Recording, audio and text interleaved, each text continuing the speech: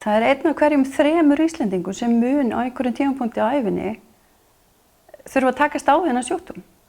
Og við langflest hin, eða þau okkar sem fá þetta ekki, munum upplifa þetta sem aðstandendur, vinir eða kunningjar. Ég heiti Kolbrún Silja Ásgeirsdóttir og ég er fjáröflunar- og markaðsstjóri Krabbameinsfélagsins. Og í starfinu mínu þá er ég einfaldlega að vinna að fjáröflun félagsins því að félagið er algjörlega háð stuðningi almennings og fyrirtækja. Við þurfum á því að halda að hafa mikið og gott bakland sem við sem betur fyrir höfum og höfum haft lengi. Þar á meðal eru 17.000 velunarar sem að mánaðarlega styrkja starfið og svo erum við með stór fjáröflunarátök eins og Bleiku slaufuna á Mottumars þar sem að mikill hluti þjóðarinnar tekur þátt og hjálpar okkur að fjármagna allt það sem verið að gera dag frá degi. Ég held að sé bara mjög mikilvægt fyrir almenning, fyrir okkur öll, að taka þátt í starfi Krabbameinsfélagsins með einhverjum hætti.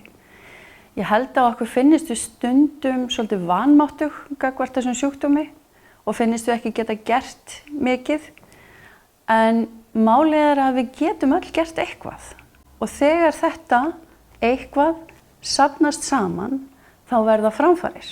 Það er nákvæmlega þannig og þannig hefur þetta gerst í 70 ára sögu félagsins. Maður horfir bara beint til tímans þar sem að félagið er stofnað þarna í kringum 1954.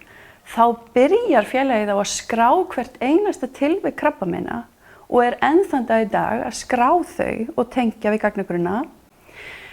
Og það hefur gert rannsóknir á krabbameinum hérna heima að bara mjög auðugu og góðu umhverfi fyrir rannsóknir.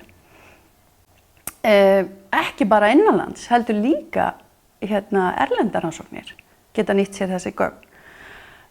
Og þar með aukið mjög mikið við þekkingu bara í heiminum á krabbameinum. Já, það eru ótal mörg svona framfaraskref sem að þjóðin á þátt í. Með því að styrkja félagið, þá á fólk einfaldlega þátt í öllum þessum skrefum sem hafa síðan átt þátt í að tvöfalda lífslíkur á síðustu 50 árum. Þetta skilar árangri.